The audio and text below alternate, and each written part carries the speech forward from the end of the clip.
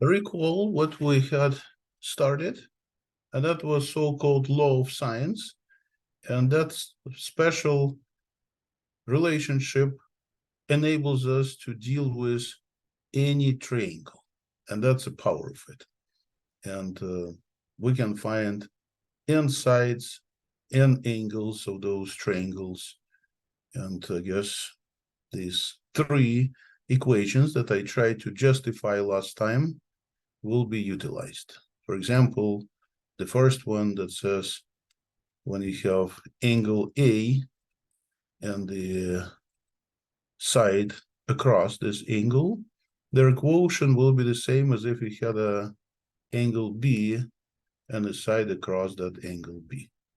So this way, we can produce relationships on the other angles and sides, such as angle A and C, as well as angle B and C. So I guess when you have a formula, you just put numbers in and solve your exercises, and that's what I'm planning to do now. Just use this little formula and do some solution here. Let me take a look at, let's say, exercise number 23. There's a recommended exercise that has A, B, and C that are given. Exercise number 23 that gives us triangle. So I'm going to put this picture. Now there are angles A, B, and C. So that's how I can start this. And they also have a side C, which is across the angle C, given as a 2. Angle A here is 40 degrees. And angle B here is also 40 degrees. Okay. So what can I find right away? And the answer is third angle. If you have two angles, then all you have to utilize is the fact that the sum of all three angles in our triangle is equal to 180. So I will subtract from 182 of those and get 100 degrees. It's more than 90, but well, I guess my picture is not precise, but it doesn't really matter because now we should be able to find sides. So I'm gonna utilize this law of sines to get sides such as A and such as a side B. I want you to notice one interesting fact, that since these two angles are the same, then those two sides must also be the same. In other words, it's an equilateral triangle. So the picture should actually look somehow like that. If that's your angle C, the big one, then this side and that side will be the same because of those two angles both being 40 degrees. So the message is you don't really have to look for two sides. You can just find one and then you get the other. So how to find one side? Well, I can say that if this is side A, then I can divide sine A by A and have this equal to, I will use C because I have the side C, right? Sine C divided by C. So this is my way to start. And then I'm going to use the fact that we can use this so-called proportion rule. So if I multiply A by sine of C and then divide this by sine of A, then this is going to be exactly that side C. Or you can just clear denominators. How can you get that so-called proportion rule? You can multiply by AC both sides. So A cancel and C also cancels. And then you have C sine A and then A sine C. So I divide by that sine of A, put it in denominator, and that's how I get this result. Well, you can try to manipulate with these formulas if you want, But also in the beginning of section, they gave us these values. So I found C, but that's not what I needed. I wanted to find A. So let me do this again. So analogously to what I just done, see, I wasn't careful. I want to pull out A. So it'll be a product of these two, right? C and sine of A. And then divide this by sine of C. So this way we're gonna get it. So I'm gonna just go ahead and plug the numbers in. 2 and then sine of 40 degrees. I'm gonna divide by sine of big one, 100, right? C is 100. And use a calculator, of course. So let's do that. So the point is, don't hurry to put this in your scientific calculators. Prepare, because that's going to be much faster if you prepare. Otherwise, you might get mixed up with all these C's and sines of A and so forth. So advice is don't hurry. So you take 2 times sine of this angle of 40, put it in the parentheses, and then divide this whole thing by sine of 100, just like that. And of course, make sure that you use degree mode, because this is all in terms of degrees in this chapter. So 1.305, one can say, why this is not in terms of radians? Well, because when we deal with angles, they in triangle, they're usually positive numbers and they're less than 90 degrees. Sometimes you get 100, but nothing was like 10 pi over 3 or whatever. So you don't have such huge values. So when I found this side A, which is 1.305, the same will be for side B, which is also 1.305. So let's take a look another time at those formulas in the beginning. They actually do give you this, I think they pull out or not, probably not. So they expect you to always manipulate with this formulas. Yeah, so they always write this start sine A over A, and then they start to pull out unknown that you really need. Turns out the story continues in the next section. Actually, tomorrow is a holiday. Did you know that? Veterans Day. So all colleges in the United States are closed, and universities as well. So they celebrate a big holiday. And that's why I think in the spirit of coming holiday, well, I will be short today because I know that you don't get to experience it because you take Tuesday, Thursday class. Next time we'll meet again on Thursday, and that'll be no holiday already because it starts tomorrow and goes through Monday. But I'll give you a little break. So I'll just do one problem using one of these formulas with cosines that says that c squared is equal to a squared plus b squared, just like Pythagorean theorem, but minus 2ab times cosine of angle C. So if I think of the triangle again with sides ABC, you can put them in any order you like, technically. So across C will be big angle C, across B will be a capital B, and across A will be capital A, just like that. Then look at what they give you and what you can find. If you have sides A and side B, and also angle C in between of them. So you have A, B, and the C. Then what you can do is you can find third side C. So that's the idea of this.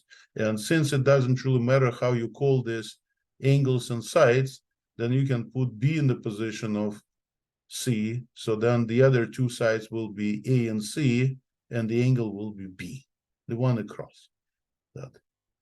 So let me do one exercise, and then I will let you relax a little bit in the spirit of coming holiday. So I'll just select one problem to show you that even though these problems, the formulas may look kind of scary, but nothing to be really panicking about, because all of these exercises, they just go on the same pattern. Take the formula, plug the numbers in. So we'll do one, and then next time maybe we'll do another. So how about exercise 9? They recommend me to look at it, so let me try that problem 9. So notice that there are two sides here. They measured 2 and 4. And there is angle in between of them called 45 degrees. So what they want is, as usual, solve this triangle. So find all of the angles and all of the sides. So now they decided to call this as angle C, and this is angle B. So the third one is B, so we're actually given angle B. And again, across of A, I get a side, little a. Across of C, I have a side, little c. And across of B, I get side B. So using analogous process, I can find my third side here. So I can use that formula and say that B to the second is a sum of squares of the other two sides, A and C. And then minus, now we just have sides A and C, so twice their product multiplied by cosine of angle in between, which is B. And this will enable me to actually go ahead and find what B is if I extract the square root from this expression. In fact, one may start wondering why they put squares, not just a square root. Well, I guess they think that if I put squares, it may look a little bit nicer.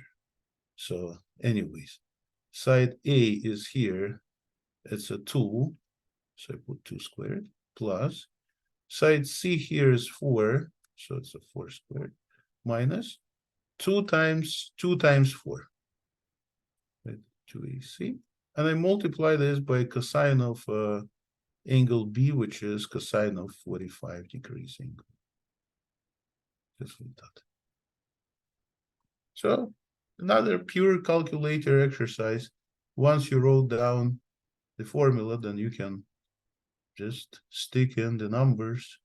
2 squared plus 4 squared minus 2 times 2 times 4 and times cosine of this 45. So that's it. You got some number, but we usually don't use this whole thing. We just round to the nearest decimal digit. In other words, if we're given everything in terms of whole numbers, then I can take B as approximately equal to 2.9. Well, if you want, you can use all of these other digits, but I think 2.9 should be good enough. And then I can find one of the angles. So which one should I go for? And it doesn't really matter. If you like A or C, it is really up to you. So what I can do is say find angle A. And for that matter, I'm going to play with these two sides that produce this angle A, analogous to the statement of theorem cosine here. So how can I do this? Well, I need to put that side A squared. So I get relationship on cosine of A. So it'll be C squared plus B squared. I say C hypotenuse. No, it's not a right triangle. It's just sum of those two sides minus 2 times their product, C times B, and it's multiplied by cosine of that angle A. And what my goal is now is to pull out cosine. So how can I pull cosine out? Well, I can take this 2CB's cosine of A on the left side, change its sign with a plus, and then those C squared and B squared, I will subtract the A squared from. So to get a cosine, I have to get rid of this 2CB's. Okay? Once I get rid of this 2CB's, then we get a function cosine of A. So I just do a little bit of algebraic manipulations in here. And finally, I'm going to need to get angle A. Remember how we get the angles? I apply angle A with no cosine. I have to apply arc cosine, right, on both sides. So this cosine will disappear. We'll just get A. And on the right side, this arc cosine will be applied to this structure, such as a C squared plus B squared minus A squared, and then divided by 2C and B. Or one can say 2BC, whatever, it's the same thing. So let's put the numbers in this little formula. Our cosine of, now I use the sides that surround it with pluses, so it's 4 squared and plus 2.9 squared. And also I subtract A squared, which is 2 squared, and divide this by 2 times C and B, 2 times 4 and 2.9. So we can again plug this in and get another angle. So arc cosine. Remember, we need to go to functions. Whenever we don't see the function here, I click on functions menu with this calculator, and here's my arc cosine. So now I return back, and turns out I want to use parentheses to enter my entire numerator. Otherwise, it's not going to work. I already tried. So it's 4 squared plus, so we put numerator in the parentheses. Make sure that it's entered the way we need it. Minus 2 squared, let's say it's 4. Well, if you want, you can help calculator, but technically it doesn't really care. You see, with this parentheses, I got my numerator on the top, and on the bottom, I'll just multiply all of these guys. 2 by 4 by 2.9, just like that. And there we have the angle.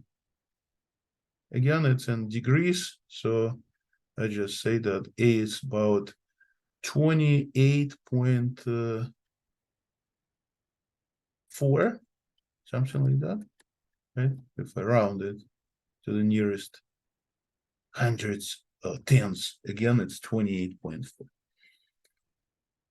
So I got one angle, 28.4. I don't want to use this nasty calculations to get the other angle. I'll just use the fact that all 3 of those angles total to 180. So I'm going to subtract one angle, which is 45 degrees, and the other, which is 28.4. And I think this is much faster way.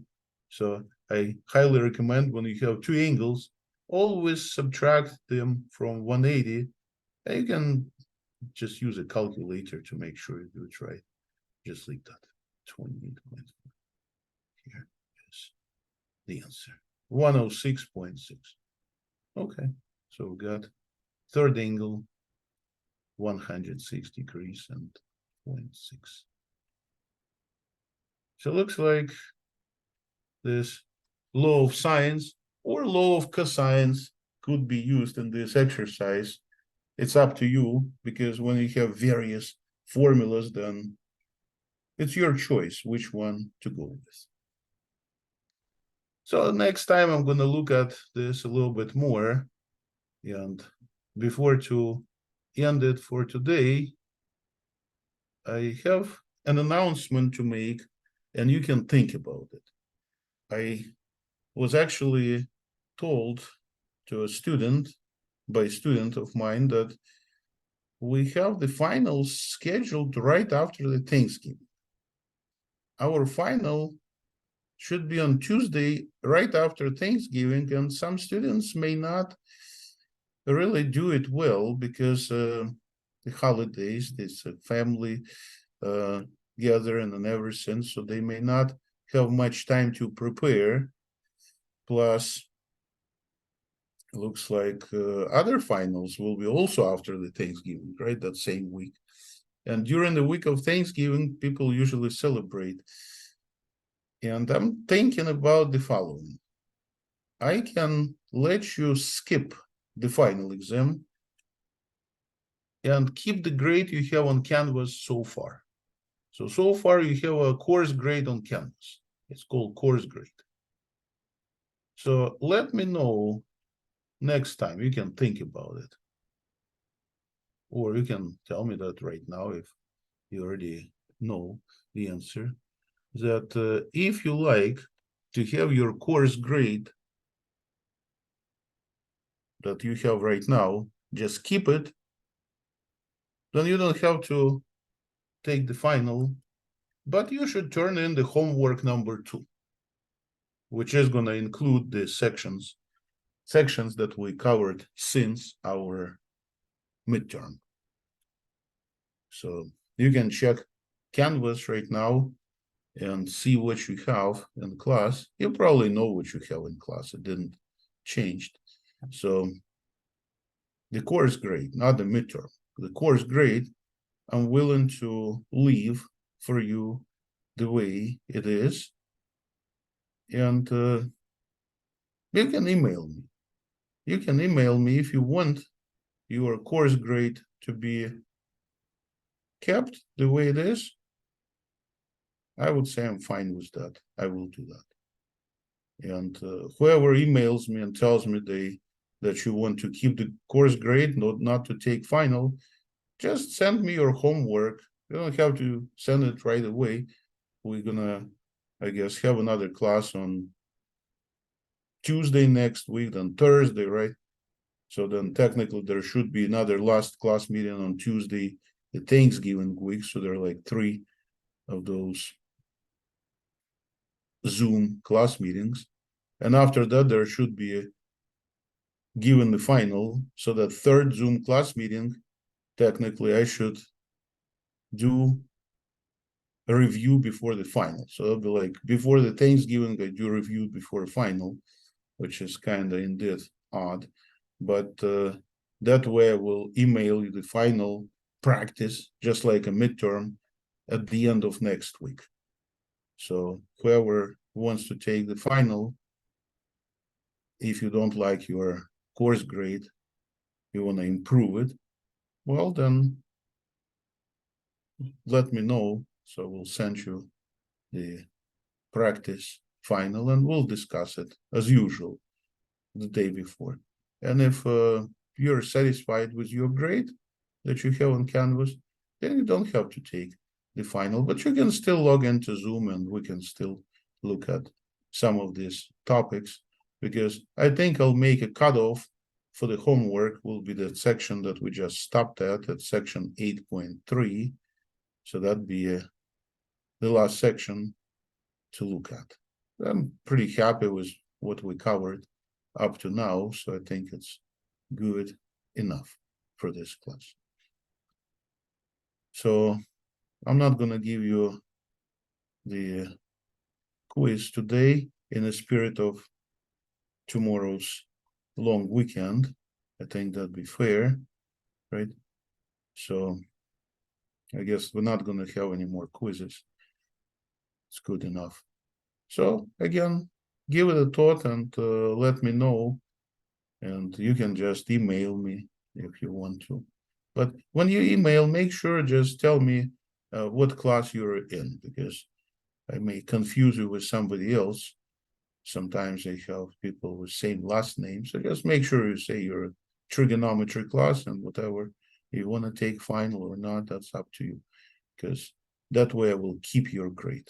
But again, check your class grade up to date and see what you get. So let's say if you already have an A, then probably it makes no difference if you take it or not, right? But if you got a B, well, then maybe you can try to take a final. But again, it's your decision. I think that'd be fair. What do you think? So anyways, I'll let you think about it, and we'll wait for your reply. And in the meantime, I'm going to stop this recording, and I'll let